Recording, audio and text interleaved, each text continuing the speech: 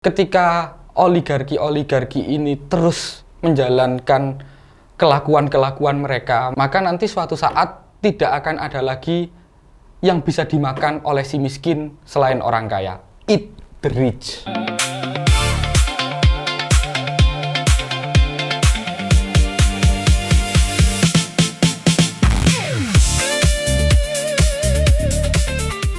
Kembali lagi bersama saya Katrina Ramatika dalam podcast Mahasiswa Suar Berita.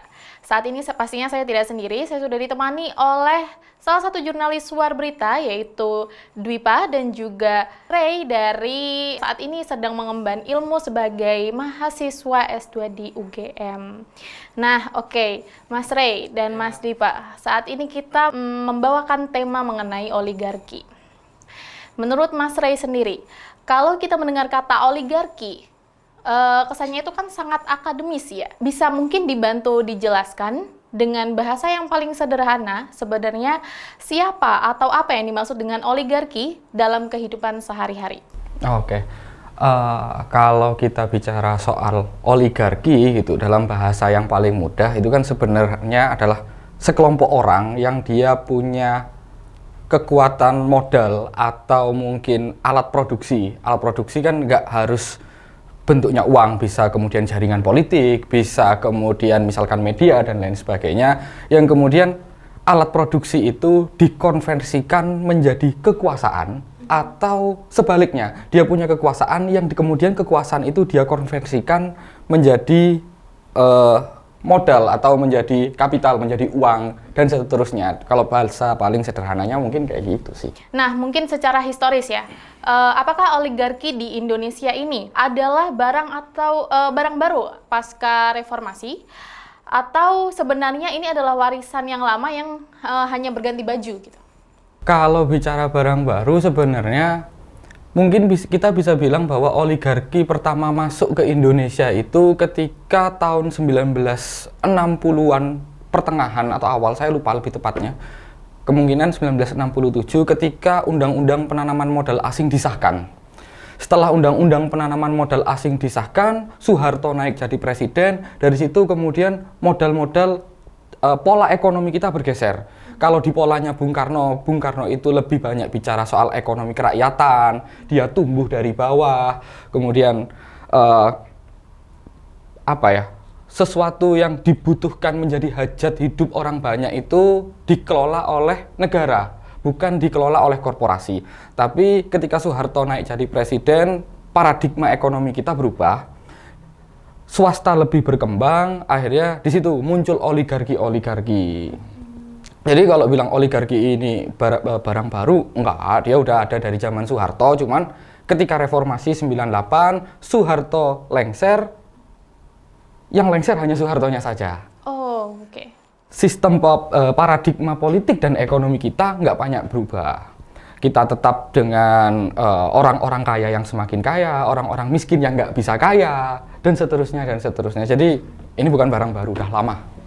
Berarti ini jatuhnya hanya berganti baju aja ya? Ganti baju aja. Oke. Nah, kemudian Mas Dipa, mungkin ada tambahan mengenai oligarki ini? Oligarki ini kan banyak ya di macam negara ya, khususnya di negara demokrasi dan negara yang sistem ekonominya kapitalis gitu. Ini suatu hal yang udah lumrah ya di banyak negara ya, salah satunya di Indonesia ya gitu ya. Kita tahu sendiri lah oligarki di Indonesia ini namanya siapa aja. Pada saat rezim itu jatuh, ya memang betul seperti kata Mas Ray, memang hanya berganti baju, orang-orangnya sama, kebijakannya sama, tetapi yang ganti baju itu bukan hanya orangnya, tapi juga partainya, lebih seringnya kayak gitu.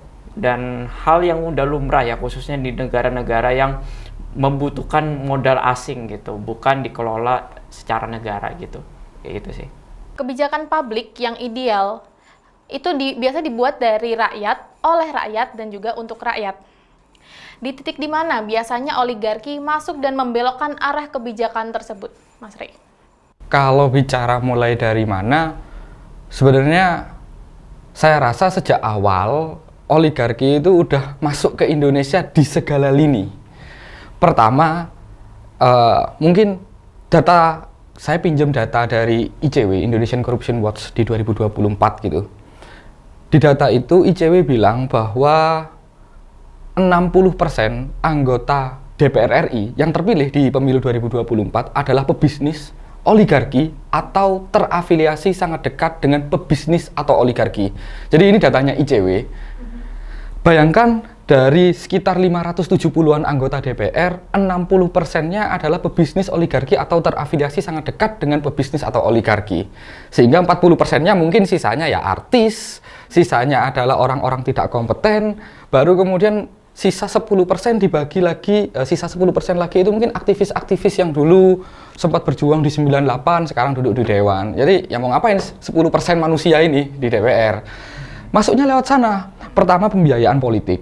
Pembiayaan politik kita hari ini harganya mahal banget. Satu orang DPR RI kalau saya nggak salah, itu data dari FWD, kira-kira butuh sekitar 100 juta, 125 juta sampai 30 M untuk duduk menjadi anggota dewan.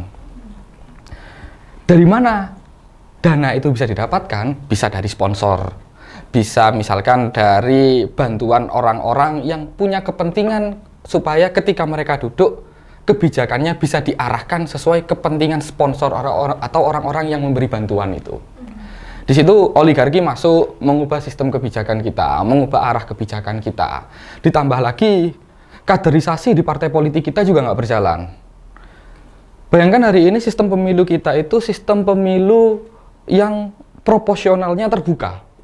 Artinya kita bisa tahu calon mana yang akan kita pilih, tapi kemudian partai punya hak untuk melakukan PAW. Kan ini nggak masuk akal, kita milih person, tapi partai yang bisa melakukan PAW. Kalau kita mau fair, ya kalau dipilih person, pemilu proporsionalnya terbuka, jangan ada PAW. Partai nggak boleh PAW. Tapi kalau proporsional tertutup, kita pilih partainya, kita coblos partainya, maka partai punya hak untuk melakukan PAW, karena itu adalah delegasi partai. Nah, ketika sistem pemilu kita pemilu terbuka kayak gini, otomatis karena pertarungannya adalah pertarungan person, satu bertarung dengan internal partainya, yang kedua bertarung dengan calon-calon dari partai-partai lain, maka pembiayaan modalnya akan sangat besar. Disitulah kemudian sponsor-sponsor ini masuk. Kalau bicara pemilu dengan misalkan proporsional tertutup, kita hanya memilih partai, tidak perlu tahu siapa orangnya biar delegasinya dari partai, maka kemudian ini menurut saya pribadi, biaya kampanyenya akan jauh lebih sedikit dan kita akan lebih mudah meminta pertanggungjawaban partai. Karena ketika misalkan calon-calon yang duduk di legislatif itu adalah hasil dari pemilu proporsional tertutup, partai yang mendelegasikan, kita tinggal minta tanggung jawab sama partai. Ini ada calonmu A, B, C, duduk di legislatif hari ini kerjanya nggak becus, tanggung jawab, kamu yang delegasikan. Tapi kalau hari ini pemilihannya person per person, mau minta tanggung jawab partai gimana, orang dia usaha-usaha sendiri? Kira-kira kayak gitu, Mbak. Nah, kemudian ketika sebuah kebijakan yang cacat secara substansi, tapi tetap disahkan, di mana fungsi kontrol dari lembaga legislatif kita. Kemudian mengapa mereka seolah menjadi tidak berdaya? Gini, kalau kita bicara kenapa kemudian lembaga legislatif ini jadi apa ya bahasanya, mungkin jadi macan ompong gitu, yang harusnya dia posisinya check and balance ke eksekutif. Kita tarik mundur ke 2019 ketika Presiden ke-7 pada waktu itu merevisi Undang-Undang KPK.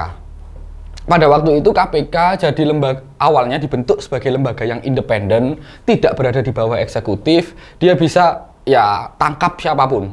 Tapi ketika KPK 2019 KPK direvisi, dia dijatuhkan marwahnya dari lembaga independen menjadi lembaga yang ada di bawah eksekutif, otomatis lembaga eksekutif bisa melakukan intervensi terhadap KPK. Dia jalurnya di bawah eksekutif, maka eksekutif bisa, kamu tangkap ini, kamu jangan tangkap itu, dan seterusnya, dan seterusnya. Karena itu juga yang waktu 2019 sebenarnya didemo oleh mahasiswa, ada indikasi menuju ke sana. Dan kita terbukti, selama pemilu kemarin 2024 sampai hari ini, sejak revisi Undang-Undang KPK 2019, berapa banyak orang-orang yang kemudian diancam akan ditangkap KPK, tapi nggak jadi ketika kemudian kebijakannya dirubah menguntungkan dari eksekutif. Atau kita lihat hari ini, di 2024, ketika mayoritas anggota DPR adalah koalisi dari petahana, dari presiden terpilih. Selain sebagai presiden, beliau juga selalu mengatakan bahwa saya adalah pimpinan koalisi Indonesia Maju dan Kimples, nah, gitu. Artinya ketua partai di sana masih bisa dia pegangin, dan anggota legislatif yang hari ini duduk di Senayan, dia juga adalah anggota partai, bisa dikondisikan oleh ketua partainya. Bayangkan misalnya, Menteri ESDM itu adalah ketua umum partai. Iya. Di DPR RI itu adalah anggota partai. Kira-kira ketika Menteri ESDM duduk di sana, yang harusnya anggota legislatif dari partai yang sama, itu hadap-hadapan, fungsinya check and balance, dia harus mengkoreksi. Berani nggak dia? Pak Ketum, kamu harusnya nggak boleh gini, ini menyengsarakan rakyat, bla bla bla bla. Berani nggak? Nggak berani. Dipecat dia di PAW nanti jadi legislatif. Nah, inilah kenapa kemudian sistem check and balance kita nggak berjalan antara eksekutif dan legislatif. Oke, ya. Oke, terima kasih Mas Rey. Kemudian dari kacamata Mas Dipa sendiri, bagaimana? Ini juga sebagai kecacatan hukum juga ya dari kita ya. Memang harusnya benar-benar diawasi negara ya, dan inilah yang harusnya dilakukan khususnya bagi 3 lembaga ya, legislatif, eksekutif, dan yudikatif. Ini justru saling bekerja sama, memang bukan saling mengawasi gitu. Beda kalau misalnya di negara yang demokrasinya udah bagus gitu, seperti di Amerika Serikat, yang dimana presiden aja bisa mau dimakzulkan gitu oleh lembaga yudikatifnya gitu, dan juga DPR-nya kadang bisa membatalkan kebijakannya dari Bapak Presiden Trump ya pada saat di Amerika itu nanti. Dalam banyaknya konflik agraria atau lingkungan, negara seringkali terkesan lebih melindungi aset korporasi ketimbang ruang hidup warga lokal. Nah, mengapa aparat penegak hukum kita bisa terseret dalam pusaran ini? Bagaimana Mas Rey? Kalau kita bicara soal oligarki, mungkin kita paling enak pakai apa ya? Pakai sudut pandangnya Marx. Nah, kalau kita pakai sudut pandangnya Marx ini emang bilang bahwa bahasa kasarnya ya, negara ini memang anjing penjaganya korporasi, anjing penjaganya oligarki. Di MDH tuh, Marx itu punya pisau analisis namanya MDH, materialisme dialektika historis. Di situ intinya Marx bicara bahwa lapisan infrastruktur, yang itu hubungan produksi, coraknya seperti apa, itu akan mempengaruhi corak dari suprastruktur. Suprastruktur itu isinya ya politik, ya hukum, ya pendidikan, ya budaya, dan seterusnya. Jadi hubungan produksi alias ekonomi di lapisan infrastruktur ini, ketika dia coraknya adalah corak yang kapitalistik, maka politiknya adalah politik yang berpihak pada kapital. Kemudian produk hukumnya adalah produk hukum yang berpihak pada kapital. Pendidikannya juga mengarahkan mahasiswanya atau siswa-siswanya menjadi komoditas yang siap dijual ke pasar. Ya, kalau kita lihat hari ini, agak melebar sedikit nggak apa-apa ya? Oke, siapa Pak? Ya, kalau kita lihat hari ini, ketika orang-orang berpendidikan, ketika orang-orang sekolah, kuliah, dan lain sebagainya, tujuannya adalah sesederhana bicara soal besok aku kerja, gajinya berapa, aku akan jadi apa, dan seterusnya, dan seterusnya. Nggak salah, kehidupan memang butuh uang, tapi saya rasa di sini ada disrupsi nilai-nilai dari pendidikan. Katakan Ki Hajar Dewantara, yang bapak pendidikan kita itu bicara bahwa tujuan pendidikan itu membentuk manusia berbudi pekerti luhur dan berwawasan luas. Tan Malaka misalkan, bapak Republik kita, dia bicara bahwa pendidikan adalah untuk mempertajam kecerdasan, memperkukuh kemauan, dan memperhalus perasaan. Artinya tujuan-tujuan pendidikan yang disampaikan oleh Ki Hajar Dewantara dan Tan Malaka itu sifatnya lebih pada value dan filosofis. Kalau kita lihat hari ini, coba tanya sama teman-teman, kenapa kamu kuliah ini? Karena besok aku mau jadi ini. Karena misalkan, kenapa kamu kuliah HI? Karena aku mau jadi diplomat. Kenapa kamu kuliahnya ngambil hukum? Karena aku mau jadi advokat. Tujuan-tujuan yang awalnya itu pendidikan dibentuk dengan alasan-alasan dan tujuan-tujuan filosofis, hari ini berubah menjadi tujuan-tujuan yang sifatnya lebih ke pragmatis dan material. Nah, ini kenapa? Kalau kita tarik lagi ke MDH yang disampaikan sama Marx tadi, ya karena hari ini paradigma ekonomi, corak ekonomi kita adalah corak ekonomi yang kapitalistik. Maka cara berpikir kita ya cara berpikir kapitalistik. Pendidikan kita mengarahkan kita menjadi sesuatu yang bisa dikapitalisasi, jadi komoditas. Hukum kita juga tidak berpihak pada rakyat kecil, lebih berpihak pada penguasa atau pada korporasi-korporasi, pada oligarki-oligarki. Contoh, Undang-Undang IKN. Bayangkan di Undang-Undang IKN itu ada satu pasal yang dia bicara bahwa semua undang-undang yang bertentangan dengan undang-undang ini dianggap tidak berlaku atau sejenisnya, semacam itu. Apa undang-undang yang bertentangan? Ada undang-undang yang cukup progresif dibuat tahun 1960-an juga, namanya Undang-Undang Pokok Agraria, yang dia membatasi tentang kepemilikan, tentang sewa dan seterusnya, tapi diterabas sama Undang-Undang IKN. Artinya kalau kita lihat, bandingkan Undang-Undang Pokok Agraria di tahun 60-an yang pada waktu itu dianggap sangat progresif sampai hari ini, malah dimunculkan Undang-Undang IKN oleh Presiden ke-7 yang bertentangan. Di tahun 60-an kita bikin undang-undang progresif, di tahun 2020-an kita bikin undang-undang yang menggagalkan, yang menyapu undang-undang yang progresif. Ya ini kenapa? Lagi-lagi karena menurut teorinya Marx di MDH tadi, corak ekonomi kita adalah corak ekonomi yang kapitalistik, maka produk hukumnya kapitalistik, politiknya kapitalistik, tadi sudah kita bahas juga soal dana kampanye dan lain sebagainya, pendidikannya kapitalistik juga, budaya berpikir kita, tujuan kita, cara kita berteman dan lain sebagainya pada akhirnya juga kapitalistik. Kira-kira kayak gitu. Oke. Nah, mungkin dari Mas Dipa bagaimana sebagai penduduk IKN ya? Oh iya, jadi memang saya dari Balikpapan dan lumayan sering IKN juga, dan rencana dari Bapak Prabowo kan 2028 ya untuk dipakai untuk upacara detik-detik proklamasi sama seperti tahun 2024 dari Pak Jokowi ya.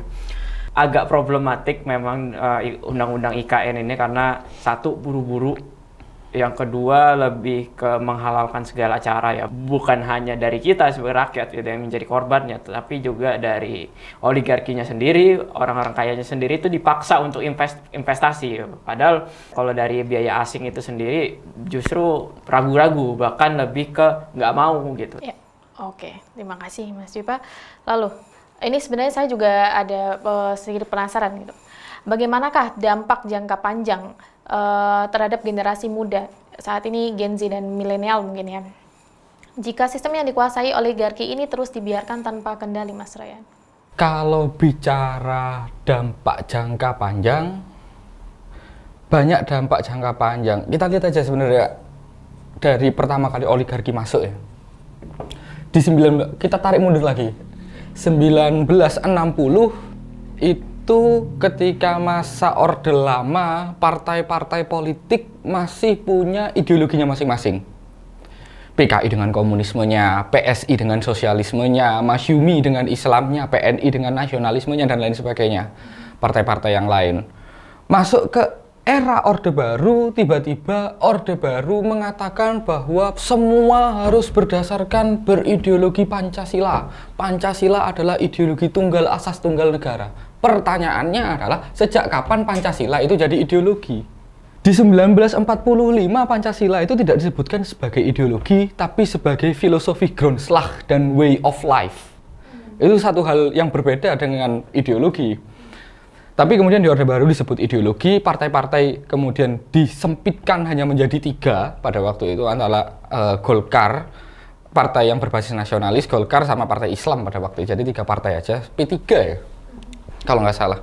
Nah, sejak saat itu partai-partai kita tidak lagi pertarungan antar partai, tidak lagi pertarungan soal ideologi, tapi pertarungan soal kepentingan, soal kekuasaan, soal posisi. Reformasi 98, Soeharto lengser, tapi Orde Baru tidak tumbang. Karena yang lengser hanya Soeharto, kita melakukan desentralisasi, begitu juga dengan oligarkinya terjadi desentralisasi. Yang awalnya oligarki cuma berputar di lingkaran Soeharto, hari ini berputar di mana-mana. Semuanya kemasukan oligarki. Nah, dari 1960-an sampai sekarang 2026 ini kan adalah apa yang kita rasakan hari ini itu kan dampak dari masuknya oligarki ke tata kelola, tata kebijakan kita di Indonesia ini dari mulai Soeharto naik 1968 sampai sekarang 2026. Ya sekarang dampaknya, kalau dibiarkan semakin lama ke depan, dampaknya akan seperti apa? Yang bisa saya bayangkan dampaknya adalah satu, mungkin kita akan kehilangan banyak identitas suku kita. Karena misalkan di Papua, kalau kita lihat di film Pesta Babi itu, hutan-hutan adat dirampas.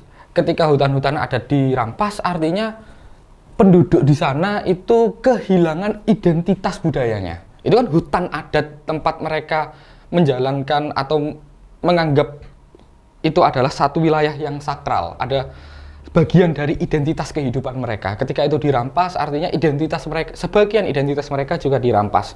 Kalau itu terus-terus dijalankan, maka ya otomatis akan banyak budaya-budaya atau orang asli suku-suku Indonesia yang identitasnya akan semakin hilang.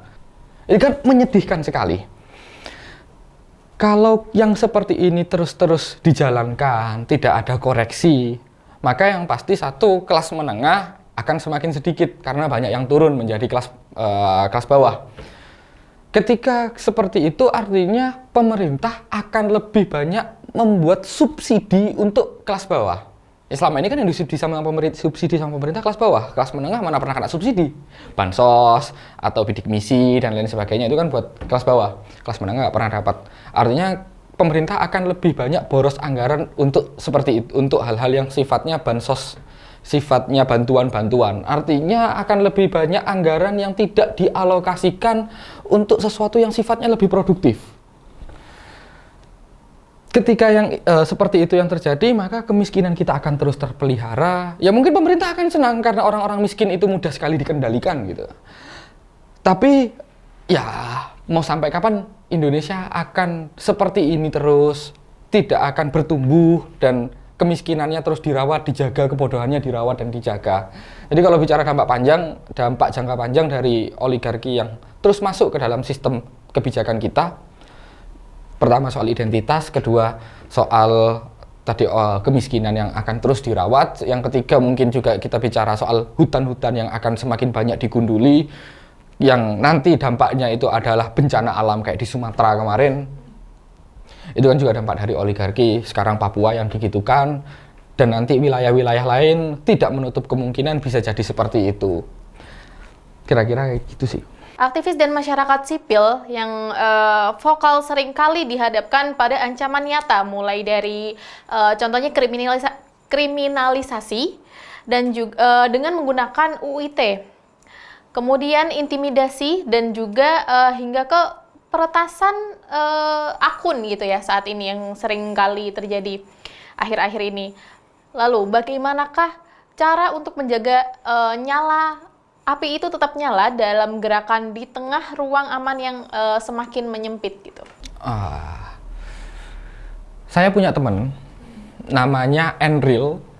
Dia adalah Ketua BEM-KM Untidar, Universitas Tidar Magelang 2023, yang pada Agustus kemarin dia ikut aksi dan ditangkap, dituduh melakukan provokasi, dikenakan Undang-Undang ITE juga, atas poster ajakan untuk konsolidasi. Jadi dia dituduh melakukan provokasi karena ngajak konsol. Jeratannya Undang-Undang ITE. Kemarin dia diputus bersalah di Pengadilan Negeri, banding sampai hari ini masih sedang dalam proses kasasi. Saya rasa kalau bagaimana cara menjaga semangat, mungkin Mas Enril adalah sosok yang lebih layak karena sampai hari ini status dia masih tahanan politik. Oke. Tapi yang saya kagumi dari sahabat saya, Mas Enril ini, bahkan dalam keadaan seperti ini, dia sedang menjalani proses kasasi. Setiap hari Kamis, dia masih menjalankan kamisan. Dia masih aktif ikut menggerakkan kawan-kawan di Magelang. Masih ikut berkonsolidasi dan bergerak. Jadi, aku rasa ketika teman-teman itu punya kemarahan yang memang sudah dirawat sejak lama, karena haknya selalu diambil, dia punya kesadaran bahwa sesuatu yang merugikan rakyat seperti ini tidak bisa terus-terusan dibiarkan, maka ancaman, kemudian kriminalisasi dan apapun bentuknya itu nggak akan banyak berpengaruh dengan mentalnya, dengan keberaniannya, karena ya dia tahu bahwa ada sesuatu yang lebih penting, ada sesuatu yang lebih urgent. Kalau kita misalkan kita di penjara kita masih bisa keluar, tapi ketika rakyat miskin terus dirampas haknya, ketika mereka mati, mereka tidak akan bisa kembali hidupnya. Aku rasa mungkin semangat-semangat seperti itu yang terus merawat kenapa sampai hari ini masih banyak kawan-kawan kita yang bergerak, yang melakukan demonstrasi, yang melakukan advokasi masyarakat dan seterusnya. Oke. Nah, apakah mungkin ada indikasi bahwa gerakan mahasiswa sendiri dicoba disusupi dan juga dikooptasi oleh kepentingan oligarki tertentu untuk memecah belah suara gitu? Aku rasa kalau bicara soal penyusupan, kita lihat bahwa beberapa kali ini, beberapa isu-isu belakangan, ada semacam aksi-aksi tandingan yang aku nggak tahu ini siapa gitu ya. Tapi yang kemarin terkonfirmasi satu sih dari mahasiswa UBK itu, dia dapat uang dari Wapres gitu kan, dari Gibran. Jadi kalau Prabowo bilang itu yang aksi didanai ante-ante asing, coba ngomong dulu sama Wapresnya kan gitu. Siapa tahu itu emang ulahnya Wapres. Iya. Ya menurut mahasiswa UBK kayak gitu kan. Dia dibiayai sama Wapres. Nah itu saya juga sempat mendengar bahwa ternyata bukan Gibran yang memberi, ternyata dari baju coklat. Oh, oke. Dari Polri ya, dari mahasiswa UBK memang dapatnya katanya dari Polri, tapi atas arahan Bapak Wapres. Oh, seperti katanya UBK kan gitu. Yep. Jadi ya saya ragu sih sebenarnya yang kemudian perintah-perintah aksi ini, entah kalau katanya orang-orang Soros gitu, entah Soros, entah Gibran, aku nggak tahu yang mana. Tapi kalau katanya UBK Gibran, kata teman-teman UBK Gibran. Jadi upaya-upaya pecah belah itu selalu ada. Misalkan kemarin lagi, tiba-tiba ada BEM bersatu, nggak tahu ini BEM dari mana, dia ngaku-ngaku sama dari BEM menolak gerakan dikooptasi oleh kepentingan politik, yang A seperti ini, yang B seperti ini, tapi kemudian masing-masing kampus klarifikasi bahwa mereka nggak punya BEM. Ada yang udah lulus, ada yang udah DO, ada yang ini, ada yang itu, ada yang nggak kenal. Jadi upaya-upaya untuk kooptasi dan memecah suara, memecah gerakan itu ada. Siapa yang melakukan, mungkin Mas Gibran lebih bisa menjawab. Oke, iya. Kira-kira kayak gitu. Nah, di tengah situasi yang mungkin tampak suram ini, hal apa yang membuat Mas Ray tetap optimis bahwa kedaulatan rakyat masih bisa direbut kembali? Yang bikin optimis? Sebenarnya kalau bicara optimis, ya saya nggak yang optimis juga. Cuman gini, saya nggak akan muluk bicara bahwa kita akan menang, bahwa kita akan bisa merebut kedaulatan rakyat. Tapi yang saya tahu bahwa kemudian manusia itu punya kewajiban hanya untuk berjuang. Dia hanya punya kewajiban untuk melangkah pada hal-hal yang sifatnya baik, pada jalan-jalan kebajikan. Yang saya lakukan ya hanya berjalan di jalan yang itu. Saya nggak tahu besok bisa merebut dari kedaulatan rakyat atau enggak, apakah kedaulatan rakyat itu akan kembali kalau tahta untuk rakyat gitu, mungkin bahasanya Hamengkubuwono IX di bukunya. Apakah tahta itu akan kembali pada rakyat? Saya juga nggak tahu, tapi ya semoga itu bisa terjadi. Yang saya bisa lakukan hanya berharap, karena saya percaya harapan adalah separuh nyawa manusia. Oke, ya. Mungkin ada yang mau disampaikan untuk Mas Ray kepada kawan-kawan mahasiswa yang juga mendengarkan podcast ini? Kalau sama teman-teman mahasiswa, mungkin ya saya rasa teman-teman lebih tahu akan berjuang dengan gaya apalagi, entah di sosmed, entah turun di jalan, entah dimanapun. Apapun yang bisa kalian lakukan, bisa nulis ya tulis, bisa baca ya baca, bisa nyamotret ya potret, bisa upload video, bisa aksi-aksi, apapun yang bisa dilakukan. Tapi ya sebenarnya yang lebih penting, ketika oligarki ini terus menjalankan kelakuan mereka terus serakah, terus mengambil hak orang lain, maka nanti suatu saat tidak akan ada lagi yang bisa dimakan oleh si miskin selain orang kaya. Eat the rich. Terima kasih kepada Mas Ray dan juga Mas Dwipa telah menghadiri podcast mahasiswa dari Suar Berita. Terima kasih dari saya, Katrina Ramatika. Sampai jumpa.